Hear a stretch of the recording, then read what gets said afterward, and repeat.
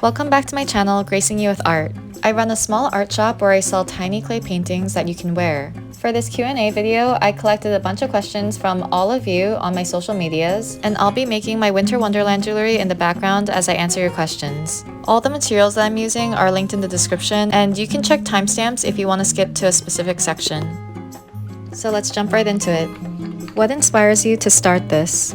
I started making clay jewelry because I was home during COVID lockdown and I was seeing a bunch of Instagram videos of people making them. I thought it looked really fun and easy, and it was just a way to kill time. Where do you draw inspo from?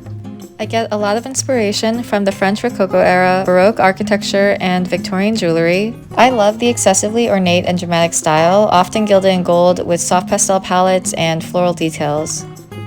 Favorite artists or who inspires you?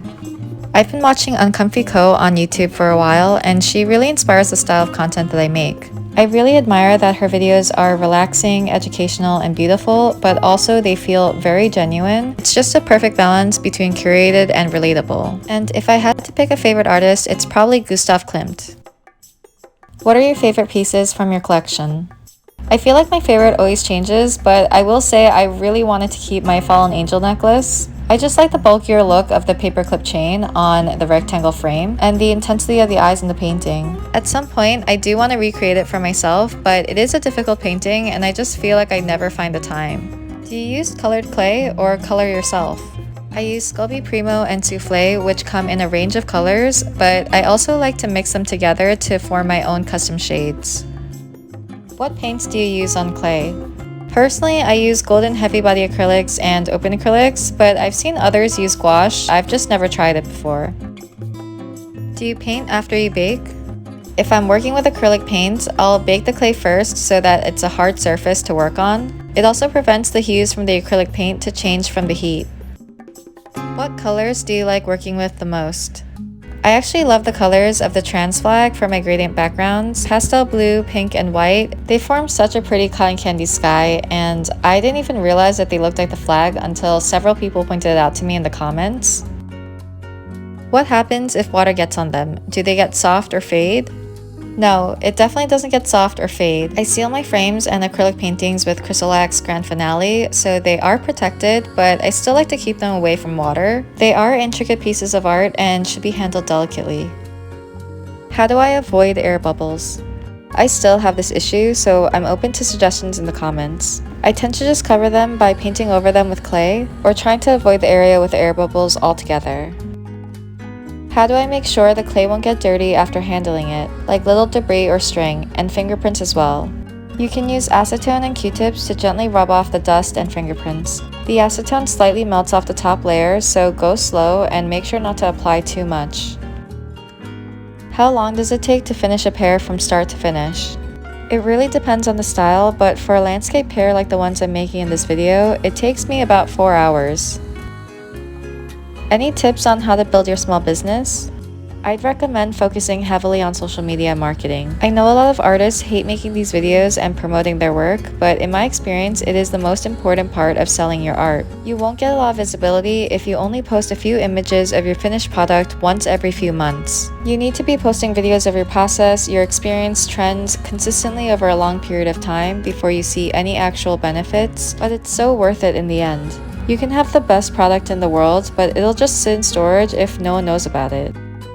Another important part of building your own business is knowing your brand identity. Which brings us to our sponsor today, Kittl. Kittl is an intuitive and user-friendly platform that makes it extremely easy to create a range of professional-looking graphics for various purposes, even for those who don't have any design expertise. I'm redesigning my logo as I originally rushed the process to have it for my shop launch. I definitely wanted it to look vintage, maybe whimsical or luxurious. They had so many font and customization options that were really easy to use, and once they were done, I could make mock-ups of what they would look like if I printed them on real items. Here are the 3 logos that I came up with. Let me know your favorite in the comments. You can also try Kittl for yourself. It's free with the link in the description. And you can also get 25% off any paid plan by using my code GRACINGYOUYT. Now back to more questions. How often do you release work? I try to restock every month to a month and a half. Any exciting plans for business and your art career? I really want to focus on making more long-form content with collaborations with other artists and exploring other mediums. How do I get started with editing? Is there any software that you recommend? For my long-form content, I've tried both Premiere and Final Cut Pro, and I'd say personally I would prefer Final Cut. Because I'm not super familiar with either of those programs, I actually import the cut version into a simpler program like iShot, and that's where I'll do all my color grading and add little details at the end. For my Reels, Shorts, and TikToks, I use iShot, which is a paid ad, but I think that CapCut is a really good free option. I just never made the transition over because I had already paid for the app, but I hear good things. What inspired you to begin creating content on YouTube? I originally started reposting my Instagram Reels to YouTube Shorts just to maximize exposure for my jewelry brand. At the time, YouTube was competing with TikTok, so they were really pushing shorts and helping me get a lot of visibility. But I'm trying to convert my viewers to long-form content because I feel like it's necessary to make real money on this app. I feel like the audience that watches your long-form content are more loyal and invested, and it gives me enough time to fully develop my ideas. I love that I'm creating a visual diary of my life and my art as I progress. I think I'll really appreciate looking back and seeing my journey documented. How many years have you been into art? I've been into art as long as I can remember, and my sister always says that I started when I was 2 years old. Have you done oil painting? Yep, I took oil painting class in high school, and I actually didn't paint landscapes though until recently. I've always been a lot more comfortable painting portraits, but the smaller canvas on my jewelry actually made it a lot easier to tackle landscapes. What did you do before making earrings? Is it your full-time job? I worked as a jewelry designer at a big corporation and started selling my clay earrings on the side. It was doing pretty well and I had considered going full-time, but I wasn't brave enough to quit my job, so when I got laid off, it was a perfect time to go all in. How old were you when you started? I feel like I found my footing pretty late in life. I was 30 years old when I started to make polymer clay jewelry. How long have you been making earrings? Since winter 2021, and my first shop launch was January 2022. Did you study an art degree? Yep, I went to art school in the city for 3D animation. I feel like it was too technical for me though, and I kind of lost what I loved about art in the first place, so I've been really lucky to have found a career path outside of that. Why don't you paint on canvas and sell? I love your paintings. Thank you so much. I actually love to do larger paintings, but since I built my business off of jewelry, I worry that there won't be enough demand for it. When I have more time, I do want to try it out. How do you overcome the fear of failure? To be honest, I just keep my expectations low. I make very small goals that feel achievable to minimize fear and try to move forward in incremental steps. If you had unlimited time and money, what would be your dream art project? I'm really not sure. I feel like I've never had the time to really think about it. But I've always wanted to rent out a cottage in the countryside of France or Italy and take a few months to really explore creatively. I want the time to work on something that's purely for me. Would you ever open up a physical shop?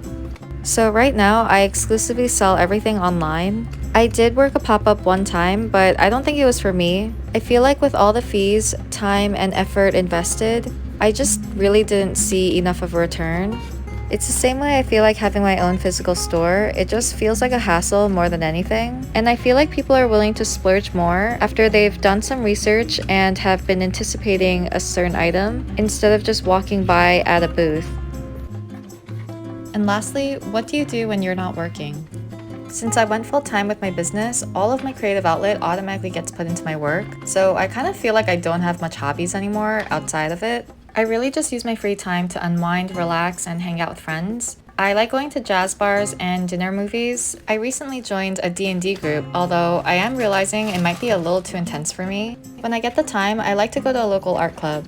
I found it on meetup.com, and it's actually been a really great way to meet people who have similar interests. I feel like it's especially important to me and other people who work remotely or just work for themselves, because you never really see anyone when you're working, and that can feel really isolating.